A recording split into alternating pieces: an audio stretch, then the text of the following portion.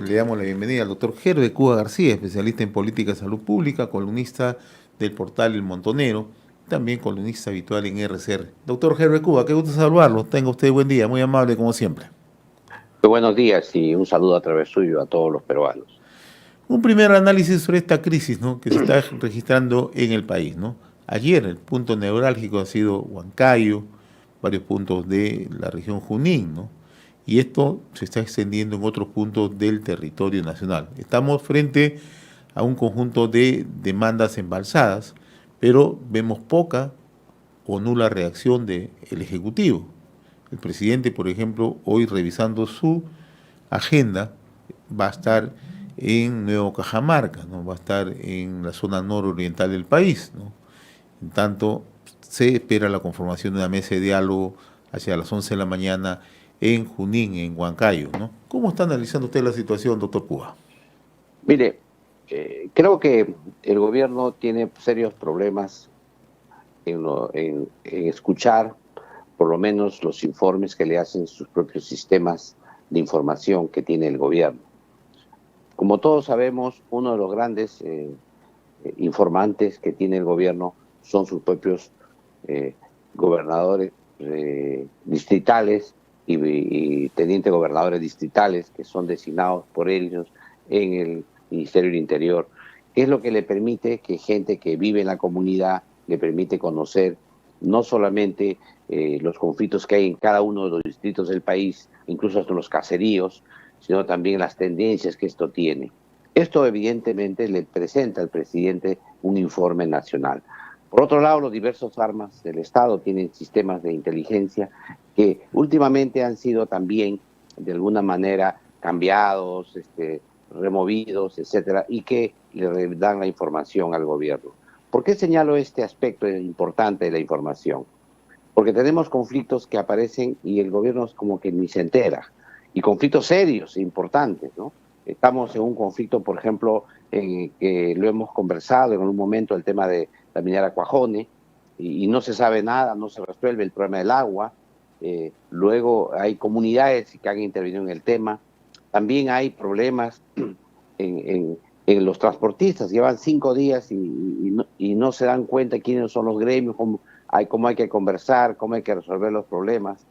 El tema del agro es sumamente importante. Es obvio que el tema de los fertilizantes iban a subir, hay un impacto internacional por el tema del conflicto de Ucrania en el país, y por lo tanto todos esos temas deberían ser evaluados por el gobierno con bastante antelación, y además debería conformar unas adecuadas mesas de trabajo en la presidencia del Consejo de Ministros, que últimamente inclusive ha estado acéfala. En consecuencia, yo creo que todos esos mecanismos que se tienen de negociación que tiene el Estado, que es difícil en el Perú, porque hay que entender que el Perú es un país muy diverso y siempre tiene conflictos, es parte cotidiana de los gobiernos resolver los conflictos. Entonces yo creo que ahí hay un primer escenario. El segundo escenario es que la población ha visto que el Congreso no es parte de la solución del problema del país. Había una ilusión que el Congreso podría resolver de alguna manera la crisis política por la que atraviesa el país.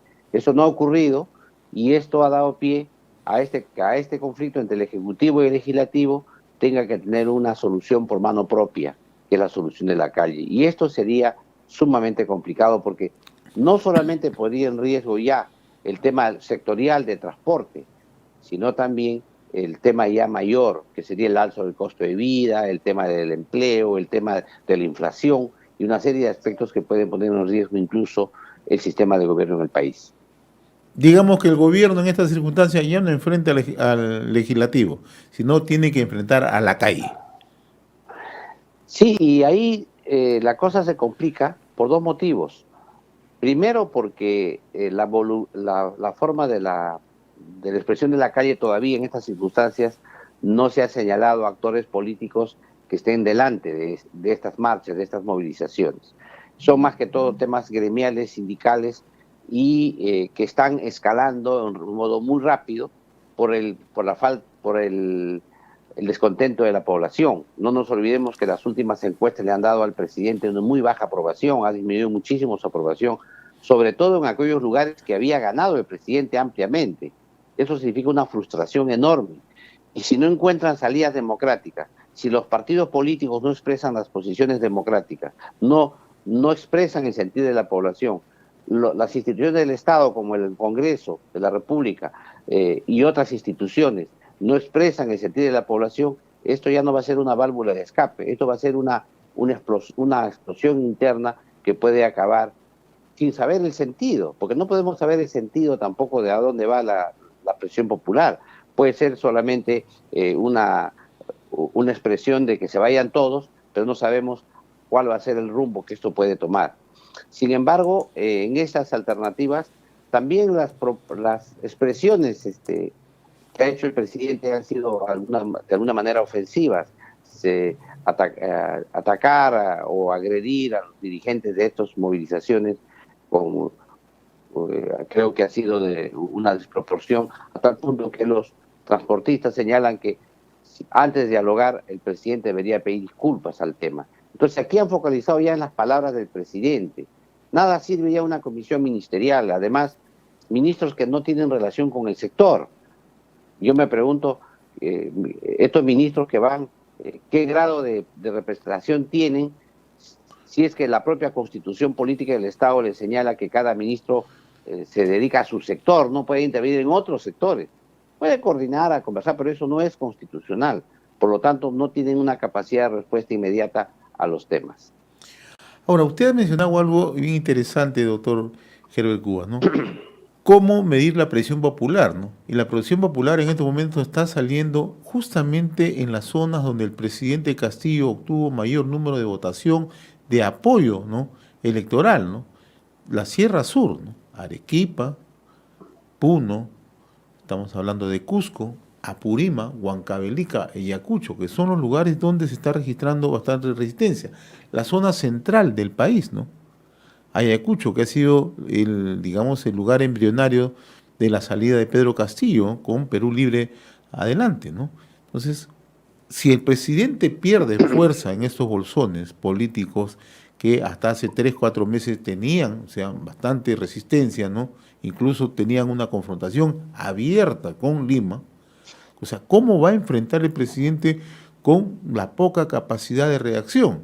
Y lo otro que usted también señala, con mucha precisión, es que si el presidente antes era visto como una figura sindical, reivindicativa, hoy el presidente ataca justamente este sector, ¿no? Sí, y algo más grave todavía, adicionalmente a esto, con una miopía de lo que ocurre en el país. Parece ser que no hay una sintonía entre lo que ocurre, no hay una correa de transmisión adecuada, y eso es un tema realmente de gobierno, de cómo recoger la información desde los sectores a nivel nacional, y entonces el gobierno se pelea con su base sindical, por lo menos en la forma, ¿no? En la forma creo que desproporcionada, una respuesta totalmente destemplada a un gremio, sobre todo cuando él ha sido sindicalista, es cierto, pero eso no tema tampoco las trae todas con los propios maestros. Por más que haya hecho las ofertas, el tema del CTS para la carrera magisterial, etcétera, el tema del inicio de clases y la forma como se ha hecho en modo incluso un poco vertical, ha generado una serie de conflictos con el propio gremio magisterial. Y tomando en cuenta que el gremio magisterial tiene 2 sectores marcados, ¿no? Uno de ellos que no lo apoya. Entonces yo creo que esos conflictos hacen que el presidente en estos momentos, en lugar de estar al norte, etcétera, debería estar centrado en un gabinete de crisis para resolver el problema, porque si hay una escalada en el paro de transportistas y si además se suma el paro agrario y además de eso hay estas manifestaciones de violencia en las calles con saqueos, incluido 2 muertos relacionados al paro, aunque no directos, pero sí relacionados al paro, entonces yo creo que eso puede complicar la gobernabilidad y la situación del gobierno en el país. Y el otro aspecto es que hoy la crisis, mejor dicho, los hechos más lamentables se están focalizando en Huancayo, en Jauja, en la región Junín, ¿no? pero estamos viendo que en otros puntos del territorio nacional también, ya, las acciones de protesta, de movilización son constantes, ¿no? ¿Está el gobierno en capacidad de poder modular, de poder enfrentar estas protestas en distintos puntos del territorio nacional como se están presentando en estos momentos? Porque usted también menciona, ¿no? Los ministros tienen la capacidad de encontrar soluciones o por lo menos, ¿no?, morigerar esta situación. No, yo creo que no. Mire, el problema de fondo está en que esto no escale. Ya con el tema de Junín y la gravedad de lo ocurrido en Junín, esto debería ser focalizado por el gobierno. Sin embargo, eso no ha ocurrido. Ha fracasado el diálogo con los transportistas en el sur también. El kilómetro 48 está cerrado para ingresar a Arequipa y el gobierno, además hay dos versiones, porque el gobierno señala que ya ha logrado que los transportistas levanten su medida por horas para lograr el abastecimiento de los mercados, y los transportistas le niegan eso. ¿Eso qué significa? Que los diálogos están tensos, todavía no hay algún nivel de conversación que pueda llegar a arribar a un buen puerto. Y no estamos tomando en cuenta todavía los conflictos que existían, como el del tema de las Bambas, como el tema del corredor minero de Espinar, el tema en Puno es sumamente complicado. Y además hay que tomar en cuenta que poco a poco quienes más se van a perjudicar son los sectores del oriente. Y aquí la zona de Madre de Dios, ¿no? Las zonas del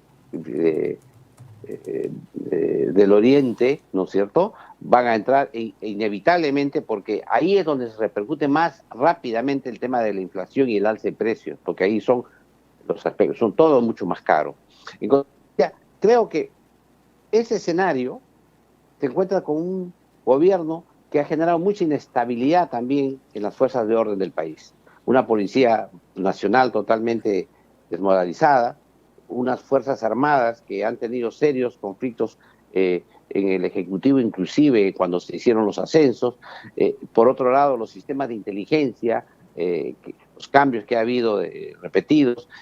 Esto hace que se le quite esa capacidad de respuesta que usted señala desde el Estado para enfrentar estos problemas. Y además, usted sabe que hemos tenido serios problemas con el tema de la negociación. Estas mesas que hace la presidencia del Consejo de Ministros han estado sumamente limitadas.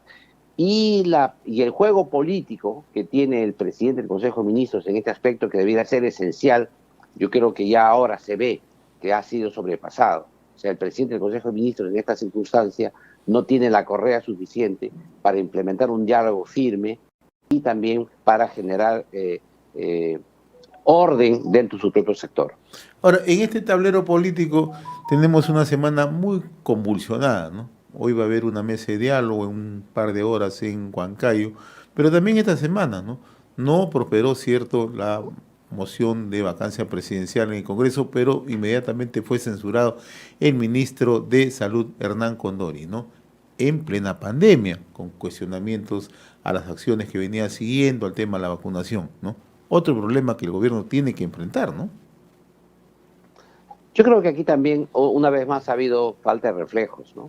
Porque el gobierno, a sabiendas que ya había los votos para la censura, hasta el último momento ha persistido en que se le censure, cuando podía tranquilamente haber hecho el cambio antes de que esto ocurra con algún funcionario para evitar precisamente la crisis.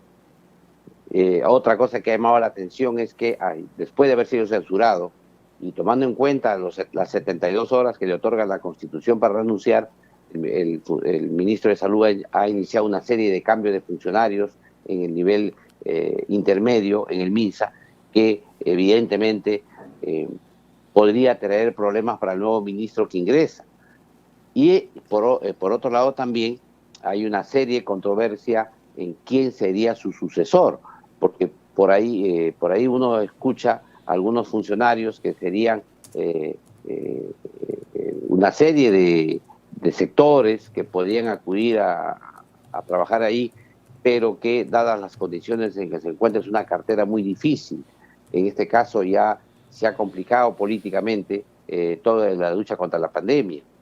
Y además, que es grave en este tema, cuando la salud se politiza, cuando la salud entra en este tipo de controversias, el impacto que tiene la población es directa, porque el único lugar en que no se debe politizar es en la atención médica de la población. Ahora, cuando usted señala que no solamente vamos a estar pendiente del cambio de ministro o ministra de salud, lo otro es que se han desmontado varias direcciones en el sector salud, ¿no? Usted ha dicho que hay cuadros intermedios que el ministro Condori, porque es actualmente ministro, ha cambiado, ¿no? Ayer hemos visto un informe periodístico, por ejemplo, que se ha designado, ¿no?, a un director de PRONIS, ¿no?, que maneja justamente el presupuesto para la ejecución de hospitales en el interior del país, una persona muy cercana a Vladimir Cerrón, ¿no? O sea, no solamente va a ser el cambio de figura ministerial, ¿no?, sino cómo va a enfocar el aspecto administrativo y el aspecto operativo en el ministerio en plena pandemia, ¿no? Sí, mire, aquí nosotros tenemos que tener dos miradas. Una primera mirada es la mirada del hombre común, el hombre simple, de nosotros, digamos, que vemos que lo ideal sería tener un funcionario capaz, idóneo, para que pueda lograr el acceso de salud de la población. Pero hay otra mirada. La otra mirada es la mirada política, que dice quién se fortalece con el cambio de ministro y qué sector se debilita y quién se fortalecería con el nuevo ministro que va a poner el gobierno.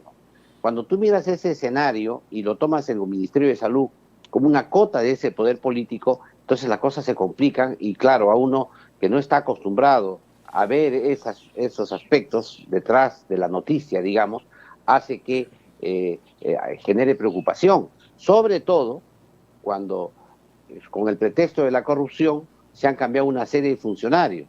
O sea, no es inexplicable que tú digas que ha habido, se ha detectado actos corruptos en la gestión anterior, aunque no se señalaron nombres, pero sí se generó sospechas sobre algunos funcionarios, inclusive exministros.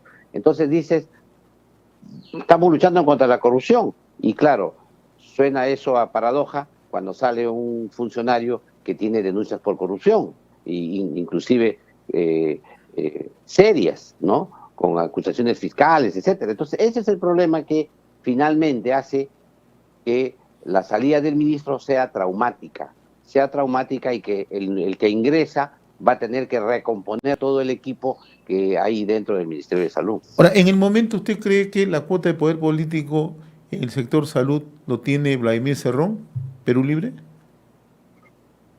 Bueno, parece ser que no, y es definitivamente miembro de Perú Libre el ministro Condori. Ha sido funcionario de su gestión en la región Junín, y es obvio que es un representante, una cuota del Partido Perú Libre en el Ministerio de Salud. Y lo más probable es que se insista en que esa cuota se mantenga. Y está bien que se mantenga siempre y cuando el personaje que lo suceda sea una persona idónea en el cargo. O sea, si se lograse mantener eso, no habría ningún inconveniente. El problema es que hay una especie de experiencia que tenemos nosotros de la mala elección que se hace de este tipo de funcionarios. También hay que señalar que en el Ministerio de Salud es el lugar donde más se ha llevado a cabo el conflicto entre el sector denominado caviar y el sector de la izquierda, la otra izquierda, digamos, ¿no? Se ha llevado una contradicción tan grande porque desde el año 2009, como usted recordará, cuando ingresó como primer ministro el señor Yehude Simón, asumió la cartera del sector salud el doctor Oscar Ugarte, que es esa vertiente que ha seguido a lo largo de los años, con raras excepciones en algunos momentos, pero que mantiene en cierta medida ese sector político, la estructura básica que mantiene el Ministerio de Salud hasta la fecha. Y esa controversia se ha dado precisamente con la gestión del ministro Condori, y esto ha generado que inclusive el secretario general del Partido Perú Libre haya señalado que la vacancia del señor Condori se debe al fuji-caviarismo, expresión acuñada, un tuit que me ha parecido interesante desde el punto de vista político, porque acuñe una alianza que ha habido en ambos sectores para poder sacar al ministro Condori. ¿Qué tan complejo está en la política del país, no? Se habla de fujicerronismo, ahora hablan de fujicaviarismo, ¿no? Antes hablaban de fujiaprismo, ¿no? La complejidad que tiene nuestra fauna política, ¿no? Lo que sucede es que se hacen alianzas en determinadas circunstancias para determinados hechos. Y es obvio que en esta moción de censura que se le hizo al ministro Condori, inclusive los que iniciaron, los que firmaron las mociones fueron gente ligada a los sectores de determinados caviares. Y al final obtuvieron los votos de la derecha para censurarlo. Entonces uno cuando ve la forma en que se hizo esta censura, se puede llegar a esa conclusión. Sin embargo, hay que ver las cosas mucho más allá, hay que ver en realidad directamente si era o no idóneo en el cargo y si es que los cambios que se pedían en el ministerio podía realizarlos. Finalmente, doctor Gebrecuba, el tema de la vacunación, ¿no? Preocupa porque vamos conociendo que un alto porcentaje de la población, algunos han cumplido con la primera dosis, otros tienen dos, la tercera dosis tiene un margen bastante amplio de compatriotas que no se han sido vacunados, se habla ya de una cuarta dosis para personas mayores de 70 años, ¿no? ¿Qué tenemos que hacer para garantizar la vacunación, para avanzar en la vacunación frente a la COVID y frente a otras, ¿no? Enfermedades, ¿no? Lo primero que tiene que existir es una conducción clara e idónea que genere confianza en la población. Eso es que no tenemos hoy. Es decir, un ministro nuevo que forme un equipo que pueda generar, que sea respetable y que pueda generar opinión en la responsable, de confianza, y que la población le crea, ¿no? Y que se base en la ciencia y que la gente sepa que eso ocurre. El segundo aspecto es que hay que rediseñar toda la estrategia sanitaria en vista que las circunstancias sanitarias han cambiado. La vacunación de hoy no es lo mismo que la vacunación que ocurría en enero o en diciembre, y tampoco es la misma que ocurría a inicio del año pasado. Han cambiado los escenarios y por lo tanto las estrategias también tienen que cambiar. En tercer lugar, se tiene otra vez más que retomar los estudios que se hacen en modo permanente de esos grupos de análisis de la realidad que permita de conocer más de cerca no solamente cómo va el virus en el país, sino también las posibles variantes que haya y también cómo se va manejando la vigilancia sanitaria, es decir, la capacidad de respuesta que tiene el Estado para poder asumir estos pacientes. Pero por otro lado también necesitamos que haya un sistema mucho más proactivo para que las nuevas tecnologías y procedimientos, lo que se sabe, las lecciones aprendidas que son positivas de la lucha contra la pandemia, sean incorporadas rápidamente en el sistema de salud. Y eso te requiere un trabajo activo, no viene a modo automático, y eso tiene que generarlo el propio Ministerio de Salud. Y por último, tiene que mejorar enormemente el sistema comunicacional. Aquí todavía se cree que porque el ministro habla, la gente le cree inmediatamente. No, esto es una comunicación que debe ir en cascada, en todos los niveles, de tal manera que el médico que está en un centro de salud o una posta pueda comunicar y transmitir a la comunicación mensajes que sean sencillos, simples, pero científicamente fundados. Esos aspectos para la lucha contra la pandemia son esenciales. Amén de toda la mejora de la infraestructura, los equipos, mejorar todo lo que ya se venía planificado y que no se ha cumplido. Esto, sin embargo, no resuelve el problema de la salud. ¿Por qué? Porque ya hemos entrado casi en una normalidad, ¿no? Y por lo tanto requiere que se atiendan también las enfermedades que no son COVID, se resuelva todos los casos que están embalsados en el sector, y para ello se requiere una mayor conjunción de esfuerzos entre el Ministerio de Salud, las unidades militares y policiales, es decir, de todo el Sistema Nacional de Salud. El problema de fondo aquí está en que tenemos atenciones médicas y de salud embalsadas y que hay que retomar el tiempo que se ha perdido. Y no quiero dejar de pasar esta oportunidad, la enorme colaboración y coordinación y articulación que debe existir entre el Ministerio de Salud y el Ministerio de Educación. Es clave que ambos ministerios coordinen en todos los niveles, inclusive hasta el nivel de la posta y la escuela más rural más pequeña, porque eso es muy importante para evitar precisamente que las colectividades que son las escuelas se conviertan en focos infecciosos y que puedan otra vez más diseminar la pandemia en el país. No quiero dejar de tocar un tema que en redes sociales ya empieza a tener un alto nivel de participación, ¿no? Y es que el ministro Condori ya está de salida. El presidente tiene 72 horas para designar su reemplazo, pero el ministro Condori sigue designando funcionarios, ¿no? O sea, en cada momento aparece un funcionario nuevo, ¿no? ¿Y esto va a generar más conflicto, cree usted? ¿Más problemas va a generar al interior del propio ministerio? Claro, el día de hoy mismo ha designado un nuevo funcionario en la dirección de redes integrales de Lima, Lima Sur, sí. Sí, exactamente el día de hoy. Y entonces, y ayer designó otros funcionarios ya habiendo estado cesado. Así es. Entonces, eso lo que va a generar, por eso, mayores problemas al funcionario, al nuevo ministro que entre, que lamentablemente va a tener que tener un gabinete de crisis para resolver estos impases. Es cierto que todavía no se ha aceptado su renuncia, no ha salido la aceptación de la renuncia en el peruano. Y es cierto que la Constitución le otorga 72 horas, es cierto. Sin embargo, ya por un tema ético, por un tema quizá hasta legal, ¿no? Porque ya se le ha hecho la información de que está censurado, ya debería abstenerse de hacer esta clase de cambios que hipotecan el futuro de estas instituciones. No resuelven el pasado, sino hipotecan el futuro.